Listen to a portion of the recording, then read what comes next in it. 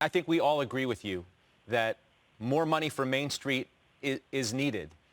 Maybe not in spite of the money to all of these companies or whatever that make up the economy as well.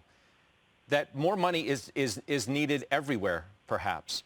But are you suggesting, you keep saying propping up zombie companies. Are you arguing to let airlines, for example, fail? Yes. Why? I mean, how does that make sense in the broader scheme of the economy? Because it's not, because when you look at what it means, this is why I'm saying, like, this is a lie that's been purported by Wall Street. When a company fails, it does not fire their employees.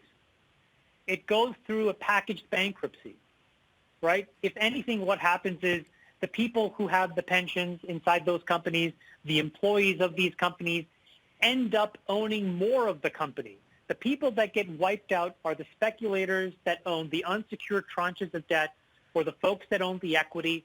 And by the way, those are the rules of the game. That's right, because these are the people that purport to be the most sophisticated investors in the world. They deserve to get wiped out.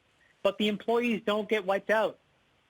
The pensions don't typically get wiped out. Why does anybody, I just don't understand, why does you. anybody deserve, using your word, to get wiped out from a crisis created like this? How does anybody deserve to get wiped out? Well, but just be clear, like, who are we talking about? We're talking about a hedge fund that serves a bunch of billionaire family offices? Who cares? Let them get wiped out. Who cares? They don't get the summer in the Hamptons? Who cares? I mean, there are people. You don't think the employees? Hold on, Scott. You don't think the employees of these companies own stocks? I mean, own their stocks, own the company's stocks? You can look on Bloomberg and you can see what percentage of these companies are typically owned by. These things are owned by BlackRock.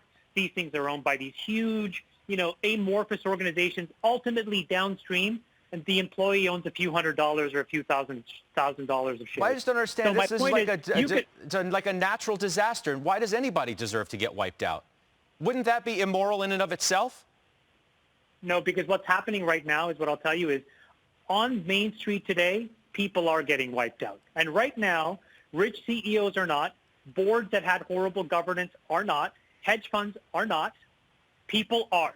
6 million people just this week alone basically saying, holy mackerel, I don't know how I'm going to make my own expenses for the next few weeks, days, months.